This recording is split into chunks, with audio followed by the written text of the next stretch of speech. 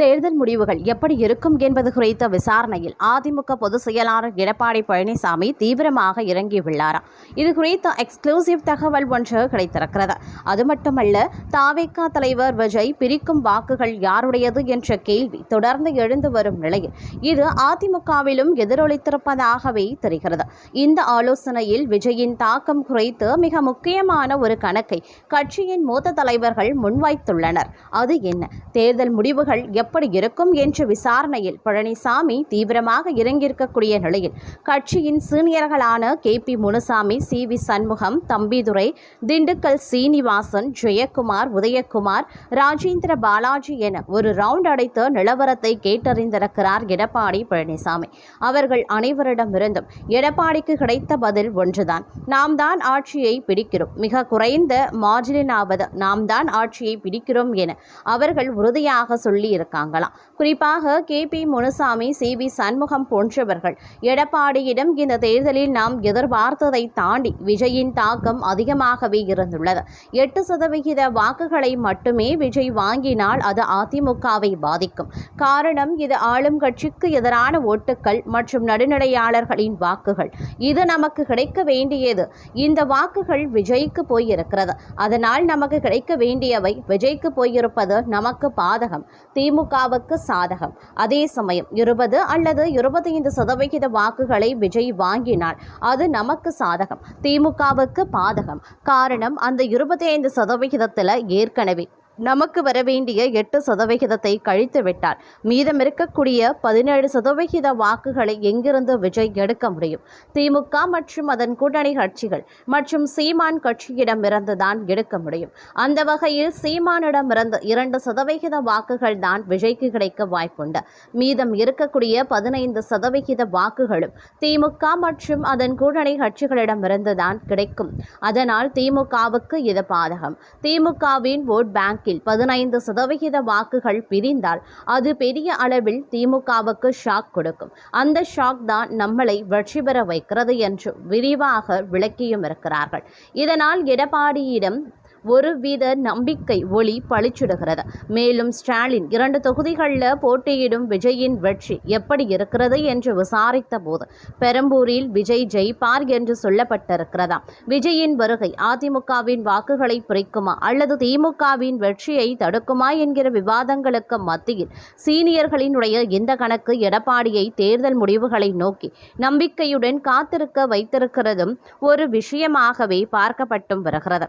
அது மட்டுமல்லாமல் மற்றொரு புறமோ தமிழக தேர்தல்களும் 2026 இதுவரை கண்டிராத ஒரு புதிய திருப்பத்தை நோக்கி சென்று கொண்டிருக்கிறது. பாரம்பரியமாக திமுக மற்றும் அதிமுக இடையே இருந்து வந்த நீரடி போட்டி தற்போது நடிகர் விஜயின் தமிழக வெற்றி கழகம் வருகையால் ஒரு பலபுரட்சியாகவே மாறியும் உள்ளது. விஜயின் கட்சி தாறுமாறாக ஓட்டுக்களை பிரிப்பதால் யாருடைய வெற்றி என்பது மிகப்பெரிய புதிராகவே நீடிக்கிறது. குறிப்பாக காங்கிரஸ், தேமுதிக மற்றும் தமாக போன்ற கட்சிகளின் செல்வாக்கு பெருமளவு சரிந்து அவை பூஜ்ஜியத்தை நெருங்கும் நிலையில் இருப்பதாக அரசியல் நோக்ககர்கள் கணிக்கின்றனர்.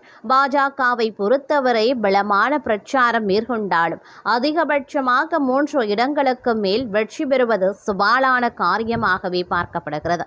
விஜயின் வரவு என்பது குறிப்பாக இளைஞர்கள் மற்றும் நடுநிலை வாக்காளர்களின் வாக்குகளை பெரிய அளவில் சிதைத்துள்ளது. இது ஆளுங்கட்சியான திமுகவிற்கு ஒரு மிகப்பெரிய எச்சரிக்கை மணியாகவே அமைந்துள்ளது. கடந்த காலங்களில் தனித்து பெரும்பான்மை பெற்று ஆட்சி அமைத்த திமுகவிற்கு இம்முறை அந்த வாய்ப்புகை கூடுவது மிக கடினம் என்றே சொல்லப்படுகிறது. விஜயால் பிரிக்கப்படும் வாக்குகளால் திமுக ஒரு தொங்கு சட்டமன்ற நிலையை சந்திக்க நேரிடலாம் அல்லது தனது கூட்டணி கட்சிகளின் தயவில் தான் ஆட்சியை அமைக்க முடியும் என்ற இக்கட்டான நிலைக்கு தள்ளப்படலாம். அதே சமயம் அதிமுகவை பொறுத்தவரை விஜயின் வருகை தங்களுக்கு சாதகமாக அமையும் என முதலில் கருதினாலும் தாவேகா பிரிக்கும் வாக்குகள் அதிமுகவின் கோட்டைகளிலையும் விரிசலை ஏற்படுத்தியுள்ளன. இதனால் அதிமுக ஆட்சிக்கு வருமா அல்லது மீண்டும் எதிர்க்கட்சி வரிசையில் அமருமா என்பது கணிக்க முடியாத ஒன்றாகவே அமைந்திருக்கிறது. விஜயின் கட்சிக்கு கிடைக்கும் வாக்குகள் யாருடைய வெற்றியை பறிக்கப் போகிறது என்பதுதான் தற்போது $1 மில்லியன் கேள்வியாகவே உள்ளது. ஒருவேளை விஜய் எதிர்பார்த்ததை விட அதிக இடங்களை பிடித்தால் அது தமிழக அரசியலில் ஒரு மிகப்பெரிய அதிகார மாற்றத்திற்கு வித்திடும். தேர்தல் தேர்தல் முடிவுகள் எப்படி இருந்தாலும் இம்முறை எந்த ஒரு தனிப்பட்ட கட்சியும் எளிதாக ஆட்சியை பிடித்துவிட முடியாது என்பது மட்டும் திண்ணம். திமுக கூட்டணி ஆட்சியா, அதிமுகவின் மீள் வருகையா அல்லது தாவேக்காவின் இமாலய சாதனையா என பல கேள்விகள் மக்கள் மத்தியில் வலம் வருகின்றன. சிறிய கட்சிகள் மொத்தமாக துடைத்தெறியப்பட்டு பெரிய கட்சிகளே தங்களின் இருப்பை தக்கவைக்க போராடும் சூழல் உருவாகியுள்ளது. அரசியல் வியூகர்கள் கூட தங்களின் இறுதி முடிவை சொல்ல முடியாமல் திணறி வருகின்றனர். இறுதியாக தமிழக மக்களின் தீர்ப்பு என்ன என்பது வரும் மே 4ஆம் தேதி வரை ஒரு சஸ்பென்ஸாகவே தொடரப்போகின்றது. பணபலம், அதிகார பலம் மற்றும் சினிமா கவர்ச்சி என அனைத்தும் மோதும் இந்த தேர்தலில் மக்கள் எதற்கு முன்னுரிமை அளிக்கிறார்கள் என்பது அன்றுதான் வெளிச்சத்திற்கு வரும். தமிழக அரசியல்ல ஒரு புதிய சகாப்தம் பிறக்குமா அல்லது பழைய மரபுகளை தொடருமா என்பதை அறிய இன்னும் சில நாட்கள் காத்திருக்க வேண்டும். அதுவரை அரசியல் கட்சிகளுக்கு தூக்கமில்லாத இரவுகள் தான் மிஞ்சும் அப்படின்னே கூட சொல்லலாம். அது மட்டும் இல்லாம தற்போதைய அரசியல் நிலவரத்தின்படி தமிழக சட்டமன்ற தேர்தல் வாக்குப்பதிவு முடிவடைந்த நிலையில் தமிழக வெற்றிக் கழக தலைவர் விஜய் வெளியிட்ட அறிக்கை அரசியல் வட்டாரத்தில் விவாதங்களையும் ஏற்படுத்தியுள்ளது. தமிழக தேர்தல் வரலாற்றில் இதுவரை இல்லாத வகையில் 85% வாக்குப்பதிவு பதிவாகி சாதனை படைத்துள்ளதாக குறிப்பிட்ட விஜய் மக்கள் குடும்பமாக வந்து வாக்களித்தது ஒரு வரலாற்று நிகழ்வு என்று பாராட்டியுள்ளார். மேலும் வெளிநாடுகளில் இருந்தும் வெளி மாநிலங்களில் இருந்தும் மக்கள் வந்து ஜனநாயக கடமையாற்றியதை தேர்தல் திருவிழா என அவர் பெருமிதத்துடன் சுட்டிக்காட்டியுள்ளார். இருப்பினும் விஜயின் இந்த அறிக்கையில் இருக்கக்கூடிய தரவுகள் மற்றும் மதிப்பீடுகள் தற்போது கடுமையான விமர்சனத்திற்கு உள்ளாகியுள்ளன. வாக்கு சதவிகிதம் அதிகரித்ததாக கூறப்படுவதற்கு முக்கிய காரணம் தேர்தல் ஆணையத்தின் SIR நடவடிக்கை மூலம் லட்சக்கணக்கான போலி மற்றும் இரட்டை வாக்குகள் நீக்கப்பட்டதுதான் என்று தரவுகள் சுட்டிக்காட்டுகின்றன. குறிப்பாக சென்னையில் இருக்கக்கூடிய 9 தொகுதிகளில் வாக்கு சதவிகிதம் உயர்ந்ததாக தெரிந்தாலும் பதிவான வாக்குகளின் எண்ணிக்கையை முந்தைய தேர்தல்களுடன் ஒப்பிடும்போது அது குறைந்துள்ளதாகவே ஆய்வாளர்கள் தெரிவிக்கின்றனர்.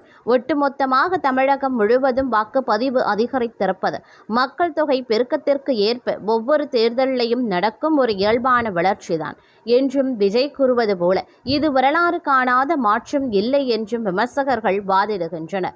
எதையும் தாவேக்காவின் சாதனையாக கட்டமைக்க முயலும் ஆதரவாளர்களின் போக்கையே இந்த அறிக்கையும் பிரதிபலிப்பதாக கூறும் எதிர்கருத்துக்கள் புள்ளி விவரங்களின் அடிப்படையில் விஜய் வெளியிட்ட அறிக்கையில் இருக்கக்கூடிய மிகைப்படுத்துதல்களை சுட்டிக்காட்டியும் வருகின்றன அப்படின்னே கூட சொல்லலாங்க.